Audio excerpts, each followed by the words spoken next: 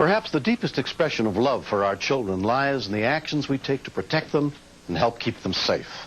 I'm William Shatner. Tonight, on a special episode of Rescue 911 to promote child safety, we are reminded that the youthful innocence that makes a child's life so precious and full of possibilities also places them at much greater risk.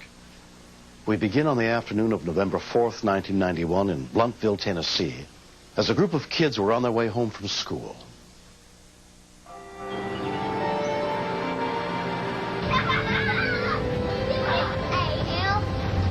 Eight-year-old Courtney Maples and her little sister Whitney rode the same school bus every day.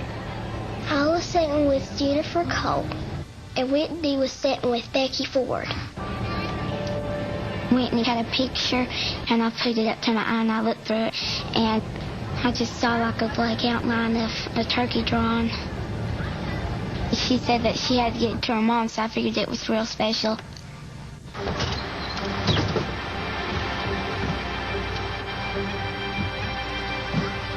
When Whitney was walking up to the house, the turkey blew out of her hand.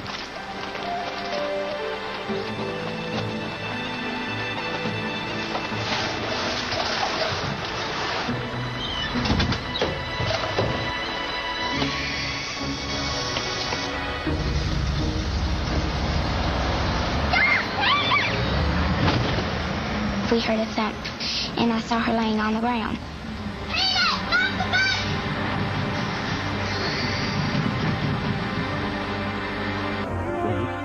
When 5-year-old Whitney Maples chased after a picture that fell under her school bus, she was run over by the vehicle in front of her house. Her sister Courtney's screams for help were heard inside by their mother, Tammy. When I opened the door, I saw Whitney laying in the road. Whitney! Whitney! It's the most terrifying feeling you could ever imagine, to see your child laying out there like that. And I kept calling her name, and she never responded at all. She just laid there. What happened? I've been a bus driver for 38 years, the same route. I didn't know what to think when I saw what had happened. I was scared because Whitney was so small and the bus was so big. 911, what's your emergency? My sister got run over by the bus. Okay, and they got hit by a bus? My sister did. Is your sister? Please hurry, please. Okay, there's going to be help on the way. The school bus versus pedestrian. Pedestrian would be a 5-year-old child.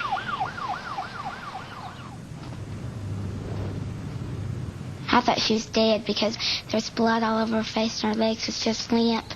And I figured that every bone in her body was broke because she was so small. It just scared me half to death. It's okay, lay still. Lay still, honey, just lay still. What are we going to do? I couldn't even imagine living my life without one of my children. Don't move. You think that you're about as deep as your love can get, and then when something like this happens, you realize that there's a bottomless pit that you've never even hit yet.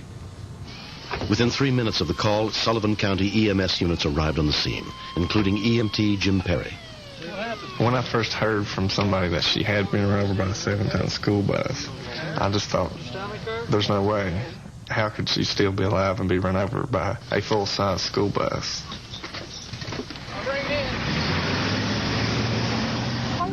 Paramedic Stacy Mayhem tried to comfort 5-year-old Whitney. We were both affected very much by this little girl. It was hard for me because I wanted to do more and more for her, but there was only so much that we could do. When we came out of the ambulance, I picked her tennis shoes up, and I was still carrying her tennis shoes with me. That was the last thing of her I had to hold on to. Very well as the bus ran over her pelvis area. Whitney was admitted to Holston Valley Hospital, where a trauma team was awaiting her arrival, including respiratory therapist Sherry Bailey.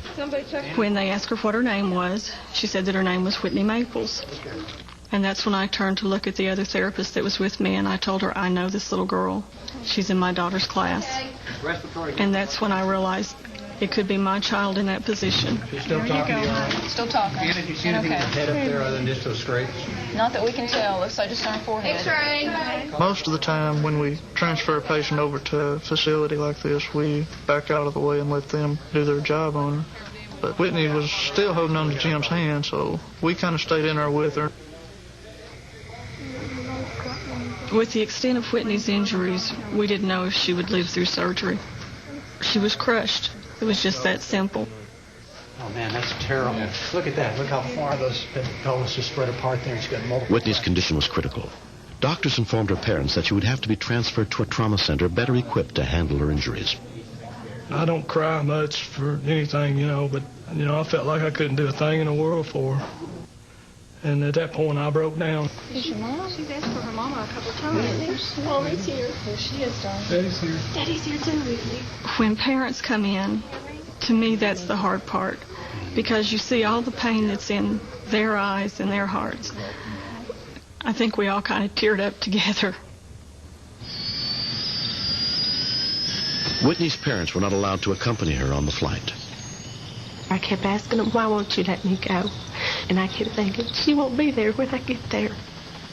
If I'm with her, maybe I can hold on to her a little bit longer. She was taken by Lifestar helicopter 120 miles to the University of Tennessee Hospital, while her parents followed by car. I said, Lord, just let her survive. We can handle anything else. That's all I want, is for her to live. Orthopedic surgeon Richard Smith was part of the team that worked to rebuild Whitney's pelvis. The problem with a 5-year-old patient is finding parts that'll fit her. The pins and the systems we have are designed for adults. Let's get a pretty long, solid bar to put across there. I basically had the operating room personnel open up everything we owned and laid them all out there until I found one that fit her. Good. Okay. How is she? She's doing okay. She's stable right now. It's awful to see your child that way. Some that you send them off to school and they're a perfect little girl, and the next time you see them, you just wonder if they'll ever be the same again. Ready, set, go. Run hard. Go, go, go, go. Run, run, run, run, run. 5-year-old Whitney Maples was hospitalized for almost 3 weeks and underwent numerous operations.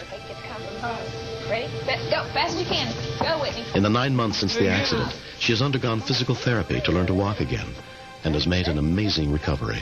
Her outlook is very good, considering what she had happen to her.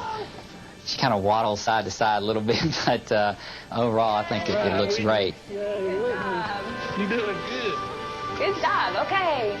It's funny to see these doctors just look at this child and say, we just can't believe that she's healed this well. They just look at her in amazement. There you go. Good job. Dad almost lost it that time. She came by our station. It was just great. When she came running through the door and I seen her, it was just a great feeling. That told me why I went to school for all these years and worked all these hours. Whitney was the reason. It makes me ecstatically happy to see her doing what she's doing. It's a miracle. And every day I look at her and I just appreciate her a little more. I'm thrilled about Whitney. It makes me just feel good knowing that she's going to be okay. Did you see that? I missed her a whole bunch because she wasn't home to play Barbies with me. But you wouldn't want to have her for a sister. She's so mean. I'm just happy that I can walk again. And I am never going to go in front of a bus again, because you'll get run over.